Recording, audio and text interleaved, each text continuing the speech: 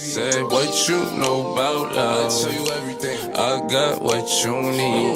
Woke up in the store and get what you want. You get what you please.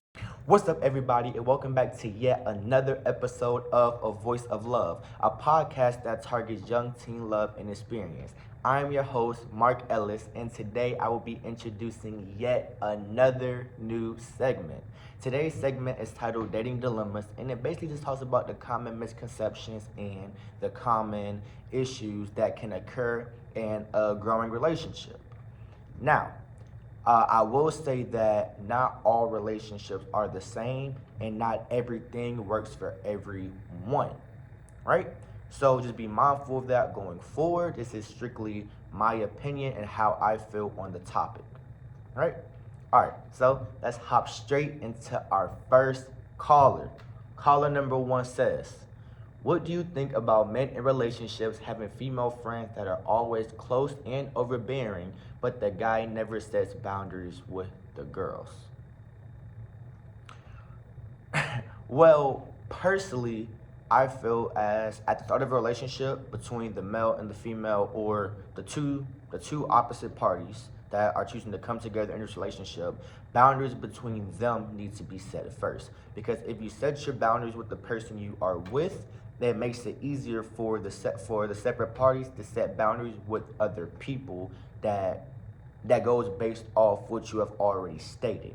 For example, if I if start a new relationship and I go to the person I'm dating and I say, hey, I don't think that we should be all up under other people. I don't think it reflects a good look and good light on our relationship. Then moving forward, my partner in a situation can be like, nah, I don't think it's gonna work. My boyfriend doesn't approve of that. Or no, I'm not comfortable with this. Or no, I don't think this is okay. And so on and so forth. So I feel that most definitely boundaries need to be set mutually between the two conjoining parties first. Now, as for the guy that never sets boundaries with the girls, I feel like that is something that you need to bring up to him, because maybe it's something he doesn't see a problem with, and maybe it's something he should see a problem with. So instead of just assuming that he should know this is wrong, I suggest that you bring it up to him and be like, hey, have you ever noticed that such and such? Or hey, I don't really like such and such. Or hey, I've been observing this and I don't think it reflects good light on us as a team, right? So I definitely think that you should communicate with your partner and let him know how you feel about this topic. And if that's something that's already been done and nothing has changed, I think that it is time to, I don't know. I think it's time for you to find a new partner, find someone who's able to respect your wishes. I will never tell you to settle and sit down and just take the disrespect, because if you feel like something that, nobody can tell you how to feel about anything. So if you feel like something is disrespectful, then to you it is disrespectful, and you totally have that right. No one can validate nor invalidate your feelings. All they can do is support you, reassure you, give you guidance, so on and so forth. So I definitely believe that if this is something that you brought up to your partner and he has stated that, oh, you're making a big deal out of it, or I don't think this is something, I don't think it's that big of a deal, or just like basically forget what you're saying, I definitely think that it's time for you to move on. Now, also with the female, before you approach your guy and says, hey, I don't think that this is appropriate, make sure that the energy is being reciprocated. Because the last thing you want is for you to go and be like, hey, I don't like how this girl is always up under you. And then he turns around and says, well, I always see you hanging out with, or you're always under, boom. So make sure you're setting the standard and setting the boundaries on your end, so he can see that and say, dang, maybe I shouldn't be doing this either, right? Or maybe I should, right? Because not everybody has been in pre-existing relationships. Some relationships are brand new to people. So sometimes they're not going to come in thinking this is right, this is wrong, boom. Now, some things you should know, this is wrong. Like if I go out and I kiss another girl, I know off bat I'm wrong. But it's the little things that you have to target and pinpoint first to ensure that it doesn't come back and bite you later. All right. So make sure that everything is good on your end before you approach someone else, and then hopefully they did it together. But if not, hey man, ain't got nothing else for you. Go hop straight into caller number two. Caller number two says, I've been feeling depressed and I just want to be loved with my boyfriend. He says he is going through stuff too, but still shows more attention to his friends more than me. What do I do? Okay, so in situations like this, I think that first, I'll always put yourself first. All right. And I know a lot of times in relationships, compromise is necessary, compromise is important, something that you're going to have to do eventually. But in cases that relate to your mental health and the well being of your person, I always recommend putting yourself first. So, you need to be able to go and look at yourself and actually sit down and think about what is actually wrong. Why am I depressed? Right? Because a lot of times we can have misguided feelings or misguided angers, or we can shoot stray bullets and they hurt the people that we love and we push them away more than we intend to. Right? So I definitely feel like you need to sit down, have a small reality check. Not saying that anything's wrong with you. Like, have a small reality check with yourself and be like, okay, what is wrong with, like, what is going on with me? Right? I recommend writing it down, talking to somebody if you need to, talking to like a trusted friend, anybody if you need to, and just like sitting down and thinking about, okay, what is actually making me feel this way, right? Once you figure that out, you need to let your partner know that, right? Because first things first, y'all are a unit. Whatever affects you in some way will end up affecting your partner and vice versa, right? So you need to let your partner know what's causing this. And if it's something that your partner can control, it is your partner's job to be able to do that. And if it's a certain way that you would like to feel more loved or more appreciated, if it's a certain way that you think that your partner can help you achieve this self-healing journey, then you need to communicate that so your partner knows, okay, this needs to happen. This is my goal. I'm going to help you get where you need to be. Right? So I think in situations like this, first you need to see what's going on the inside, right? Because everybody is always going through something. Everybody always has a hidden battle they're fighting. You need to identify that battle first, right? Now, you should never be in competition with your partner. I understand some couples are naturally competitive. They have competitive instincts.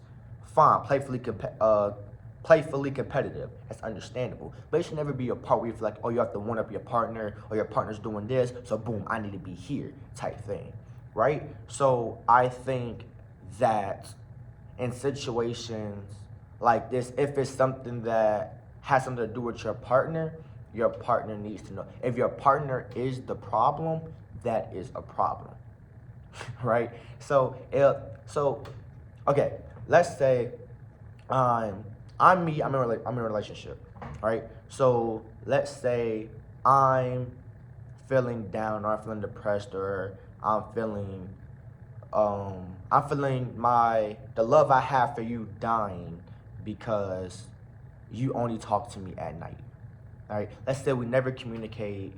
And it only talks to me like for 5 minutes before you go to bed, right? So it's like, dang, I'm losing the spark. I don't get to spend time with this person. Boom, it's making me feel some type because I really love this person, but it seems like we can never get it right. Okay? So in that situation, you'd be like, hey, I I feel like our lack of quality time or our lack of effort to make time for each other is having a negative impact on my mental, right? Once you do that, your partner off bat already knows what's going on. So it should be no reason why your partner shouldn't come back and say, okay, I understand that. I feel like we should take time to do this more often, or we should make time to do this. Or if your partner even comes back and says, okay, what do you think? What do you think I can do to help you? Right? What could we as a team do more to ensure that you're getting this quality time you need? Right? If it's something simple as, Okay, at 8 o'clock every night, we're gonna put our phones aside. We're gonna talk. We're gonna make time for each other. Okay, I understand you have a busy day. When you're done, um, let's play a few iMessage games, right? Like it's always the small acts of service that matters so much, and that's the thing that people need to realize in relationships. So yeah, you definitely do that. And if your partner says that he's also going through stuff, then your partner needs to communicate that, because like I said, others, y'all need to be helping each other. Like, just be like, you shouldn't wait till I have something to say for you to have something to say. You need to say it once you feel it. Because I feel like that's a lot of times how arguments blow up and how they get so explosive, because people bury so much inside that when you finally confront them, they can pull up something from January, they can pull up something from 2 years ago, they can pull up something from 3 weeks ago, and so on and so forth. You always want to address stuff in the moment. As soon as you can, address it. Because if not, it's going to keep eating at you. It's going to keep picking at you, and it's going to make you more hasty, going to make you more hostile, more sharp with your words towards your partner. Right? So you always have to understand and be cognitive of what you're doing. So if your partner says he's going through stuff, you both need to sit down. Y'all need to find ways to help each other. That is who y'all are there to help each other grow. Y'all are there to nurture each other, to feed, to be able to pour into each other. If y'all cannot do that, there is no need for y'all to be in a relationship. Y'all can do that. Y'all can be friends. If y'all cannot be able, if y'all are not able to, even your friends, if y'all cannot pour into each other, if y'all cannot help each other grow, push each other for greatness, help each other strive, y'all should not be together. Simply put. And if he's going through stuff, and you say he's going through stuff, and that he's still showing more attention to his friends, that's also something you need to address. Like, okay, you say that, okay, I understand you're going through this. I respect that. I love you for telling me this. But I also realized how you say you're going through this. However, you still show your friends more attention than me. That needs to be brought up. Or I just feel like you make it your business to find a way to spend time with your friends, and you make them a priority to the point where I'm pushed down on your to-do list, and it makes me feel this way, type thing. So I definitely understand where you're coming from. I definitely think it's something I need to sit down and talk about and be able to dig deep, because I feel like the most important part of a healthy relationship is being able to have those vulnerable moments, those uncomfortable conversations, because those uncomfortable conversations build the strongest bonds. Right? So I need you to build the courage to go to your partner and say, hey babe, I've noticed this. It's making me feel like this. You should. I also feel like you're giving more attention to everybody else. You're not making any time for me. All this needs to be brought up to your partner. Communication is so crucial. Like, without communication, your relationship will literally not succeed.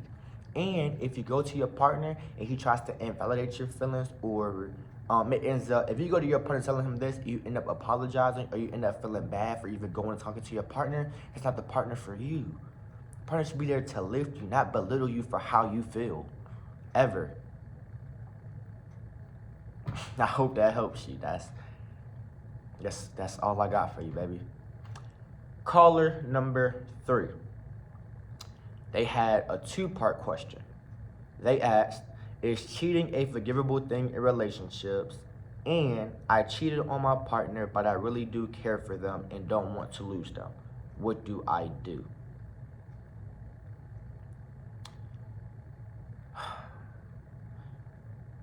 Personally, I would say that cheating is not a forgivable action. And I'm going to say it for this reason, because most times in relationships, people can forget, like, with whoever it is, you can forgive somebody a whole bunch. But, I'm sorry, you can forgive somebody a whole bunch. But if it affects you enough, like something like cheating, that'll break me. Because I know I pour in so much to my relationship, to the point where if if you don't even realize the effort that I've been putting in to do this for you, if you can't if you can't even respect the simple things to stay loyal to me when I've been giving you all I have, that would literally break me, right? And because I love you so much, if I did, in the rare instance that I did forgive you, had to be something I would never forget. So now I have to always walk on eggshells. Now I'm always on edge. I'm always suspicious, and now I have to watch your every move. And I feel like as you get deeper into a relationship, like you start to do that less often as you get more into it. Like once you get more used to the fact that okay, we're trying to move on, but in the back of your head is always that what if thought. And it makes it even worse because for overthinkers, it's already a what if thought. So imagine you go out and cheat. Now you just proved me right. You already proved me right. Now my thinking is I can't even say oh they wouldn't do me like that because it's like oh we did it before. They have the ability to do it again. If you did it before, if you did something before, I have no problem believing that you can't do that again. If you did it before, I 100% hold you to that at all times. If I forgive you, I can forgive you and never forget. And the fact that I never forget, that will haunt me for so long to the point where it has a huge crutch, a huge like grip on a relationship to the point we can never move forward because this is constantly holding me back. Right? So I just feel like, in my opinion, cheating is not a forgivable thing. The second part said that they cheated, but they care for their partner and don't want to lose them. The first thing you need to do, like the very first thing you need to do, is go to your partner and tell them what you did. That's the very first thing. Because the last thing you want to happen is for your partner to find out from a different source before they found out from you. Because then it's, dang, you had the courage, you had the balls to go to step out on me, but you wasn't man enough, you wasn't woman enough, you wasn't adult enough to come back and admit your wrongs and stand on what you did. Stand on business. Literally. If you could step out on me, I need you to stand on that same thing and come back and tell me what you did. Be honest. Be upfront. Do not lie to me. I don't care what you do. Don't lie to me. If you step out, let me know. If you messed up, let me go. If you're not sure if you messed up, but you think it's a possibility that you messed up, let me know. Let me know. Tell me. And after that, after you say what you did, the next thing is why you did it.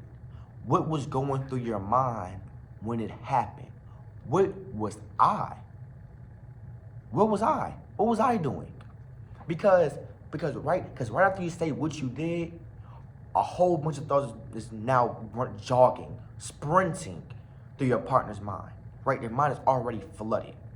And the first thing your partner's gonna think is, dang, what was I? How was I so bad of a partner?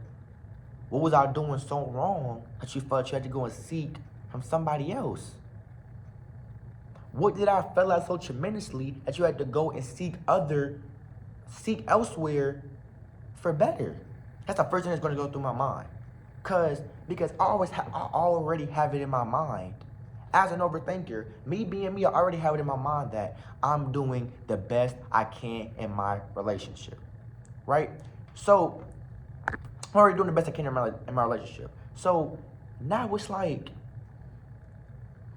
how could I have been so blinded to how you feel? How was I so dumbfounded, so stupid, so blind to ignore your feelings or to not see how you feel to the point where it's like, to the point where you had to step out? You just say why you did it. And it shouldn't be, oh, I did it because you. No, because that's gaslighting. That's manipulation. Don't ever make your partner feel that you messed up because of something they did. No, because if it was that serious, you could have just left them. If what they did was that significant, was that crucial that you feel like you had to step out, you should have left and not have came back. Simple. So when you say why you said it should be something like, I did what I did because in the moment I felt like blah blah blah. I felt unheard. I felt ignored. I felt neglected. This person made me feel heard, loved, wanted. So yeah, you definitely need to take the right approach when letting your partner know what you did. You say what you did, why you did it, and how you're going to ensure it doesn't happen in the future. I blocked all contacts with this person. I made sure there's no way me and this person will ever bump into each other. I told this person that what happened was a mistake and that I don't want it to happen again. These are all things that need to happen first. Then, if your partner chooses to forgive you, hopefully for you, probably not as hopefully for them, and then you gotta work your ass off. You gotta constantly reassure. You have to always be on your P's and Q's. Always let whatever you leaving, she need to know where you're going. How long you gonna be gone. When you gonna be back. It should be stuff that's happening even before this. Because I just feel like it's not a controlling thing, it's a respect thing. I didn't know you're safe. When you leave, where you going? Who you gonna be with? When are you gonna be back? Simple. It's simple respect. But you're gonna have to do that 10 times more after this. It's never really something you can never get comfortable. It's never really something that you can come back from. As much as they say they forgive you, deep down they have that feeling, he might do it again. And it's your job to constantly reassure and give them no other reason to believe that you'll do it again. Simple. Caller number 4 says, I've been single for a year and it's been hard for me to find someone. It might be due to me knowing my worth a little too much. What do I do?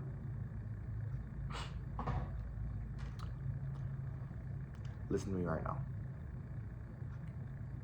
If you know your worth too much, good. Know your standards. Know what you like. Know what you don't like. And don't settle. Now, make sure your expectations are reasonable. Make sure what you're looking for, you can look in the mirror and find that same person. But never settle. And make sure your standards are based on who that person is. Now, how much that person makes, not how that person looks, I guess.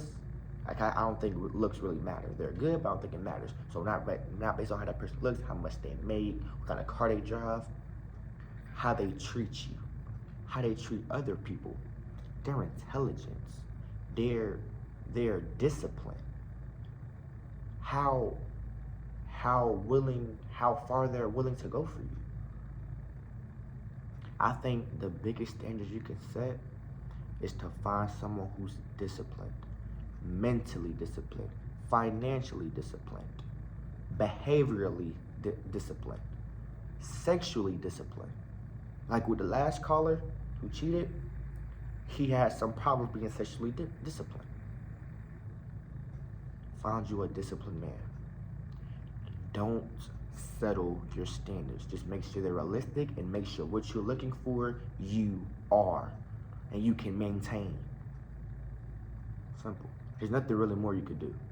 I can say you can go out, date around, go on a couple first dates. You don't even have to take it further than first date. Go on a couple first dates.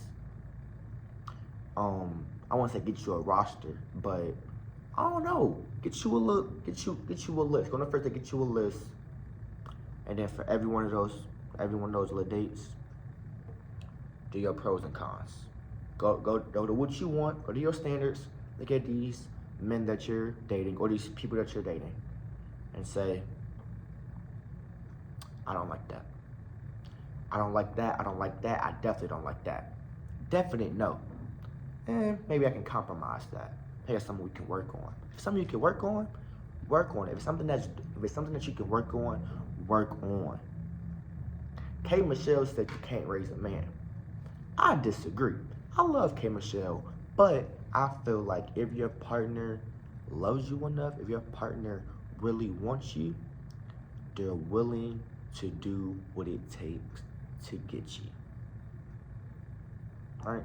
I'm not saying change a person, but help a person grow and evolve. That's it. Our last caller for the night says, I really like this person that I've been dating for some time, but I have a feeling that they want to move on to someone else. What do I do?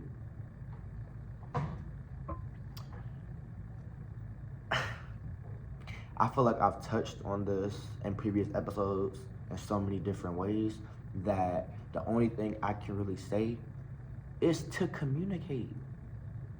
If you have a thought about who the person is that your partner wants to move on to, that you think they want to move on to, approach your partner, be like, hey, I've been observing, I've been watching, I've been sitting back and listening, and I think that there's something going on between you two. Or is there something going on between you two? Or your relationship with this person makes me feel, it's not a jealousy thing, but if that's how you feel, that's how you feel. Like I said, no one can invalidate your feelings. No one can tell you how to feel. If you come to your partner and they tell you how to feel, and they can't reassure you, if your partner is incapable of reassuring you, that is not the partner for you. It's not. Now, you go, you say, yeah, this person makes me feel uncomfortable. You don't know who it is. Hey, I have a feeling that something's been going on. I think that somewhere along the lines we got knocked off the tracks, or I feel like our chemistry is not as strong as it was in the beginning. Now, I think what chemistry is, when you first go with somebody, it's already like, oh my God, I love this person so much. Like, this person is gonna be like for lifers. That spark, I'm not gonna say it's gonna die, but it's not gonna always be that bright. Once you get past the infatuation stage, that infatuation ignorance that we talked about, once you get past that, it's like having a lifetime best friend, a long-term companion. That's fine. That's totally fine. Someone you can just sit and laugh with. Someone you can sit and talk to. Someone you can sit up under. A cuddle buddy. Just with layers. Just with layers. So, I think, say, hey, I feel like the chemistry is being lost, the love is being lost, I don't know what's going on with us. Talk about it. Because maybe your partner feels the same way. Maybe maybe they just don't know how to approach you. They don't know how to say it without hurting you. Me? Be honest. If that's how you feel, that's how you feel. I respect you.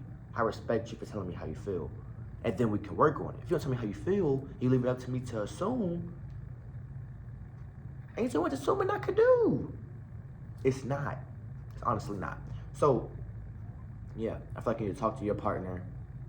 Talk to your partner. If you know who the person is, you should tell your partner. The partner needs to create some distance. Go back to call number one. You need to create some boundaries. You need to set some rules and regulations, some guidelines, some laws, some commandments, declarations. If you don't know who it is,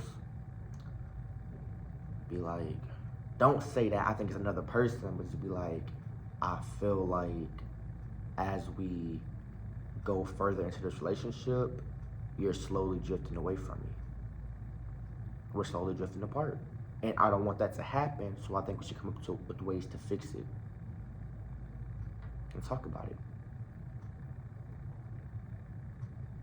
That's all I can like. That's like there's really no much more you could do, because if a person doesn't want to be together, they're gonna show you that.